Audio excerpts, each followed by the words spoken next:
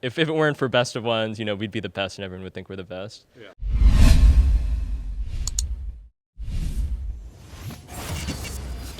All right, it's too cold to do this interview outside, so we have found a dark alleyway inside of the building to talk to Pobelter with coverage presented by Omni/ about their game on the first day of Week 6. Pobelter, much like the interview I did with Hanser earlier, I have to ask, it feels like TL's been a bit of a slump or a free fall.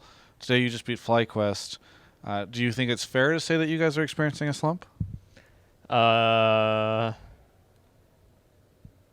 No. Okay. Because, it's just our skill level. Like, we've won some number of games, we've lost some number of games. Factoring in, there's some variance because of best of ones. So, maybe we lost a best of one to a team that we would have beaten a series. Maybe vice versa, but probably not. Yeah. But, yeah, it's just our skill level. Like, we're not perfect. We're trying to work things out. Are you happy with where TL is right now?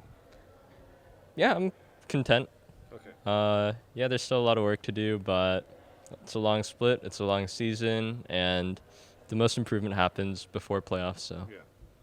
Yeah, so you guys are entering that phase now. We're in Week 6. There's only 3 more weeks after this to go. How confident are you that Team Liquid will be in the place that it needs to be for playoffs? Pretty confident. Okay. And what is giving you that confidence? I don't know, just like trust in our practice, trust in my teammates that we're doing the right things to improve and get better at. Yeah. How hard did you guys take the Golden Guardians loss? Oh man, that was pretty sad. Because that's what I'm basing a lot of this off of, right? Is coming off of that loss last week. Yeah. We lost to Golden Guardians. They were the last place team, but they played well that game. Skarner was a really strong pick against us, and actually we've seen Skarner just like really shoot up in terms of priority all across the globe. Like, teams will just be first picking it or banning it a lot of the time. So, everyone on our team is going to have a different reaction to that game, but I was like, wow, it sucks, and we did lose to the last place team, but we don't like dwell on that, and then it's more like, okay, well, what can we learn from it? Because even though they're the last place team, they did better at us at those things, and fixing that is a hell of a lot more important than dwelling on like, oh, we lost to the last place team. Yeah.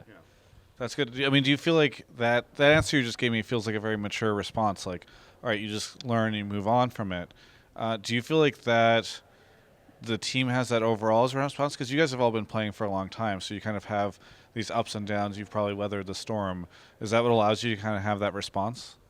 Yeah, fans have a narrow perspective when it comes to like recent results. Like, usually the most recent results is what is ingrained in what they think, and also just like what casters will say and things like that. But yeah, people don't really remember results of the past that much, but I've been around for a while, and I know that like, teams can have off weeks. They can look like shit for like a few weeks, and then as long as they're learning, it doesn't really matter. Like, on CLG in 2015 summer, what's the thing people remember when they think of CLG from that year? It's like, whoa, they, swept playoffs. They like shout on everyone. 3-0 Madison Square Garden. Yeah. But actually that game, that split, it's like, we were kind of shaky during the regular season. We didn't even finish first in the regular season. We had like a 4-game losing streak right before playoffs, things like that. But no one ever remembers that really. Yeah. So it's just about what you can take from the games. Do you think that's what we're starting to see happen right now? Because today we saw Echo Fox, who'd only lost 1 game before, lose. We saw Cloud9 lose again. Both those teams look so solid in the first and second place. TSM seems like they're coming back, or could be coming back after having kind of a slump. You guys look strong after the Golden Guardians loss. Do you think that we're starting to see a shift towards the end of the split as a lot of the expectations and things get uprooted? Maybe. We'll see in playoffs. Yeah. Best of ones are kind of just like a sample, Like, you can kind of see how good a team is, but, you can't take our loss against Golden Guardians and be like, all right, Golden Guardians is here, Team Liquid is here, and TSM is here because Team Liquid beat TSM. You can't really do that. As lame as it is to say, it's like you don't really know what team is going to be better until it actually happens in playoffs. And then, if one team like 3-0's another team, it's like, oh yeah, I guess that team is better than that team. Now, does that rule apply to CLG, who I think is potentially looking like they might not make playoffs? CLG seems okay from what I've seen, playing against them in scrims on stage. What place are they? They only have 3 wins right now, right? Yeah. So they're 3-7 now. They're definitely towards the bottom of the league. Yeah, that doesn't sound good, but they're okay. And then they're like a team that heats up during playoffs. Like teams that are really experienced and have played for a while together will usually like do better during playoffs. Yeah. I don't know why, but I mean, if they make playoffs, is a problem. yeah, if they make playoffs. Yeah. Who knows? Maybe they'll make it. Maybe they won't. Best of ones.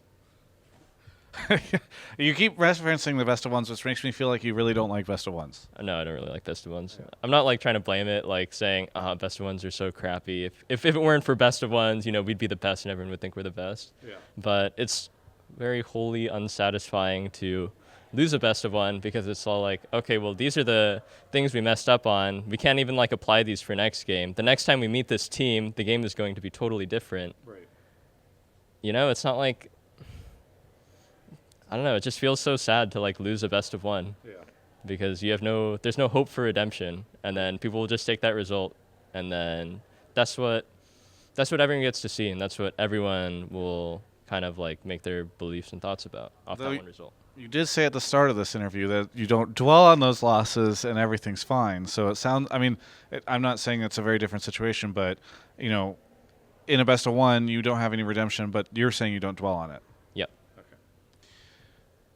What do you think of the mid lane changes that just hit? Actually, I haven't been able to play much solo queue lately because we've been practicing a lot as a team. Yeah. So I haven't been able to play as much solo queue as I've liked, but it seems like overall mid laners increased in strength. And then, like I said, I haven't tested too much, but Archangel's giving 20% CDR now. So it's like I don't know, that item just seems fucking OP. It's going to be like the new Morellonomicon for mid lane, except probably even stronger. Yeah, not sure. Definitely need to do some experimentation, but we might see a lot of new champions starting to come out of the woodworks. For example, AP kind of got increased a lot, like raw AP, right. And then the viability of going like Morellos into Leandries, which was like the build for a long time, decreased. So we might see more like squishier mids being played, like squishy long range mids that will scale really well with AP. For example, Xerath can probably go Archangels into... What about Victor, who's a champion you're known for? Victor is actually untouched overall by these changes because he never really built any of the items anyways, like that all got changed and reworked. And looking at the new ones, it doesn't seem like there's going to be anything good for him. So I guess it'll just be like, Victor's pretty much the same, but in terms of how all the other mids changed in relation to him, is going to be the decider. I thought he was kind of like decent. Like he's really bad if you go even or worse, but if you're like slightly winning or better, I think he's an alright pick. Yeah, thinking about it, Victor's just not in a great spot. I would like to play him personally, but he's, He seemed like your pocket pick for a while. Yeah, I think there's, well, who knows? It's going to be a whole new meta, but probably in the end it's still going to be like, here are all the really good mids, and then here's Victor. He's like kind of here after everyone else. Yeah. Is there anything you would say to any of the fans out there? No.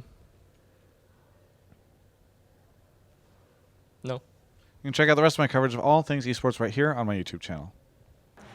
Have you noticed that I'm not the one doing the interviews anymore and instead you're stuck with Travis? Sucks, right? So, don't subscribe, don't follow, but do drop a mean and nasty comment. By Omnislash.